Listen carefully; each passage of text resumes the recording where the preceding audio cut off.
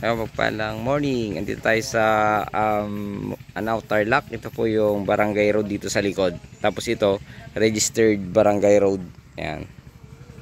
Ayan po siya. Registered barangay road po. Dito, pero ito yung likod ng property. Ito yung pinakalikod, yung harap nakadikit din sa kalsada. Titingnan natin mamaya. So ito yung kondo pare, yung registered barangay road niya, then mayroon pang barangay road na cemented road sa harap. Ito yung likod, yung manggahan. Pero itong mga rice field hindi niya kasali. Hindi. Basta yung manggahan lang. Lang doon sa harap niya. Nasa harap yung rice field. Tapos ito naman yung manggahan. Ilan ang mangga niyan pre? Nasa 50. 50 pieces, more or less na lang, no? More or less 50 pieces na puro native. Puro ano na yan. Yang mangga na yan, yung gilid, kasali na yan. Hanggang doon yan, hanggang doon sa lahat ng mangga na yan. Lahat ng mangga na yan. Puro century yan. Malalaki na, no? So 50 pieces. Ilang area ng lupa, pre? 3.5. 3.5 hectares. So 35,000 square meter. Mahigit o may bawas dun, pre? Mahigit. 3.5 hectares mahigit. 35,000 square meter mahigit. So tignan na lang natin mamaya yung title siguro para ma-check maigi. So right of way ito, pero registered barangay farm to market road, no? Farm to market road ito. Hindi na natin pinasok yung sasakyan, medyo may putik pala dito, sakto lang. So ito ay bayan ng Tarlac.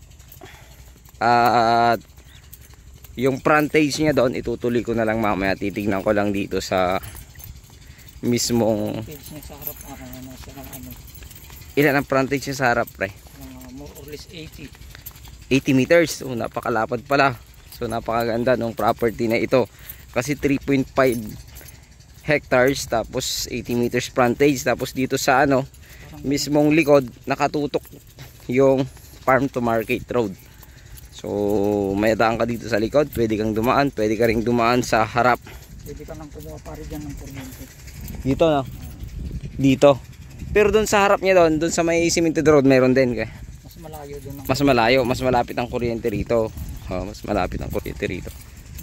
Pero doon may mga solar na nakatayo doon, pero solar kasi. So ngayon ko lang nakasama si Pari Imer dito na magbenta ng lupa. Sasakyan dati. Ayun, lupa. Medyo humina sa sasakyan kaya switch tayo sa lupa. Marami ng agent ngayon na mas magaling pang dumukot. Ayun, may mga mangga na pala, may bunga na naman. Pinalusot nito. Ito yung boundary, pre. Boundary ito, tapos pag ganon. Diretso yan. Diretso. Mahaba din pala itong frontage nito dito sa sa likod. Halos parehas na 80. So kudrado to.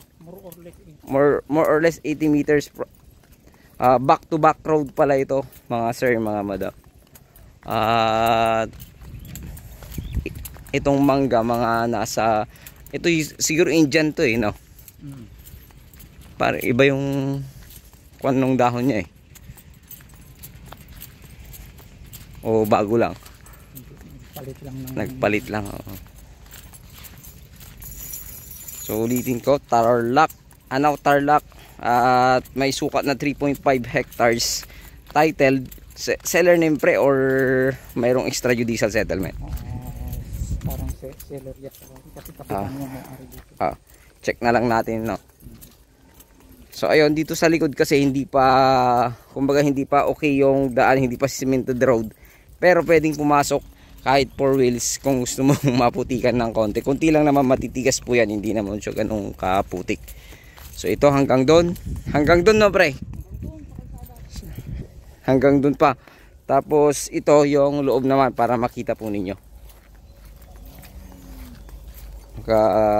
Mas maganda kasing ipakita na dito sa vlog para po sa aerial view makapal yung dahon, hindi nyo po so ito medyo matatanda na itong mangga, pero base doon sa nabenta naming manggahan, mas marami pong naibubunga yung matatandang mangga kaysa doon yung mga bata na i-vlog ko. nung mga, depende siguro sa mag-spray. Kasi kung yung nag-spray hindi naman marunong mag-alaga, yun lang. So parang sobra din to sa 50, no pre? Sobra din. So 50 mango trees, more or less, puro kalabaw. Century na daw tong mga tong mangga na to. Yung iba. Pero yung iba, sakto lang, hindi pa naman. Ito kasi malalaki na tong mga to eh. Sa personal, lalaki po nung puno nila. So may rice land dyan sa harap na pre. Kasi itong manggahan niya, parang ano lang to eh, nasa 1 hektarya sabihin mo na. 3.5 hectares yun. Kaya medyo maluwang po itong area. So dito muna tayo sa likod kasi mas madadaanan natin sa likod pag galing tayo sa mismong Anaw Market. So mula sa bayan ito pre, ilang kilometers? 1 kilometro mahigit, no? Pag sa taas, baka wala pa. Wala pa. So 1 kilometer more or less mula sa town proper ng Anaw Tarlac. Sa Tiplex naman ito nasa 2 to 3 kilometers sigurado ako kasi nasukat ko na yung Tiplex dito eh. Ayan, so putunan, tingnan natin dito yung rice land para mamaya doon na lang sa harap yung i-video natin. Ayan, papakita ko lang yung likod ulit. Ayan po, para makita po niyo. Napakaganda po nito.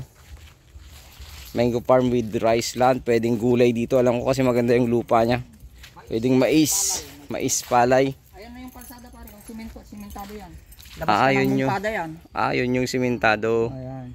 Tapos Ayan. ayan yung dulo niya hanggang doon, kaya malapad. Hanggang doon. Araro. Yung mais, yung naararo lang. Oh, Yung naararo. or less, 80. Hindi nakasali yung green. Ayan. Kaya malapad siya. Tapos pag ganun. Tapos dito hanggang naararo lang din. Oo. Tapos yun. Kaya baka may 100 pa yan eh. Ikot pa tayo din mamaya pre. Oo, kung gusto nyo ikot tayo doon sa... Malayo ba or Ayan malapit lang? Ayan lang oh. Ayan Hindi lang. yung iikutan natin. Doon na sa may malapit sa Tiplex. Sige para makita natin mamaya. So ayun, balikan ko kayo mamaya, papakita ko yung cemented road. Ito yung front or parang mas maganda nga yung likod dun eh. Yun yung likod niya pre. Yun yung likod niya, yung galing tayo kanina, andun yung farm to market road na hindi pa tapos. Ewan ko kung idudugtong din dito yun, parang idudugtong dito na pre. Parang idudugtong dito yung barangay road doon kasi Hindi pare pag ganun. hindi. Pag ganun. Pag ganun yun. So hanggang dyan lang talaga. So yun yung manggahan kanina. Ayan. So ito yung frontage niya dito. 2 lane talaga ito. 2 linya na barangay road, cemented road. At yung boundaries niya ay yun sa may green. Ayan. So ulitin ko, ito ay 3.5 hectares dito sa bayan ng Anaw Tarlac. Medyo dito, pag dito sa cemented road, medyo mas malayo ng konti mula sa bayan, no pre? Mga nasa ilang kilometro. Mga konti lang naman yung difference, sabihin na natin 2 to 3 kilometers, no? Wala pa. Wala naman. So 2 kilometers more or less mula sa town proper pa rin hanggang dito. Pero yung pagkukuha na ng kuryente kasi mas malapit doon, pwedeng doon kumuha. So dito naman, ito yung pinaka rice land niya at mais pwede rito. So may maliit na butas dito, pwedeng gawing fish pan ito actually, itong harap niya. Ayan. Para pagkuhanan mo ng tubig. So ang water source ng water dito pare, deep well lang no. Doon wala pang nawasa doon. Meron doon sa kabila, merong nawasa. Malapit kasi sa town proper. May tangki ng nawasa diyan sa part na yan, hindi ko pala na-video kanina. So ito yung frontage niya hanggang doon. So 80 meters more or less frontage po ito, 3.5 hectares. Mayroong 50 more or less na mango trees, titled seller name po ito. At 400 per square meter negotiable sa ating seller. So makipag-negotiate na lang tayo. Kasi napakaganda po nito. Anaw Tarlac po ito at napakalapit lamang sa Tiplex. Exit ng Anaw, mga 2 to 3 kilometers din. Nasa Tiplex ka na ng Anaw. Kasi kung makikita mo, yun na yung Tiplex. Ayan. Ayan yung Tiplex yan. Yung mga dumadaan dyan. Ayan na yung Tiplex. So napakalapit ng Tiplex dito. So napakalapit ng exit, tapos 400 pa siya, negotiable. At wala kang ano, parang ang gagawin na lang natin, makikipag-negotiate tayo dun sa seller kung magkano po yung last price po niya, nasagot po niya ang capital gain tax. So parang rectangle to, no pre, pahaba na malapad, parang 80 meters. Tapos yung frontage niya kasi doon side naman, side, hindi pa harap na ganito, kundi sa side po niya yung daan na farm to market road. Pero meron din dun sa harap, parang naka-corner lot dun, no pre, naka-corner lot dun sa likod. Yun yung likod niya kasi ito yung cemented road. Pero pwedeng pagdating ng araw gawin mong harap yun kasi mas malapit po yung mga residential area doon, residential lot. Residential area pala, residential. Ito yung boundary. So napakalapad po ng frontage mula doon.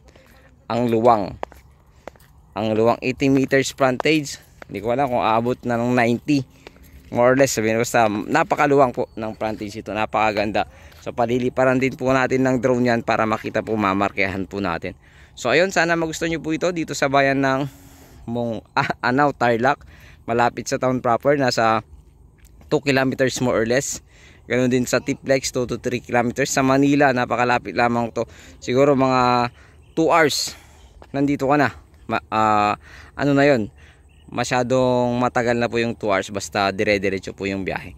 So sana magustuhan nyo nga po ito dito sa bayan ng Anao, Tarlac. Pwede ito balang araw, pwedeng gawing residential area yung part na ito kung investment po yung hinahanap po ninyo.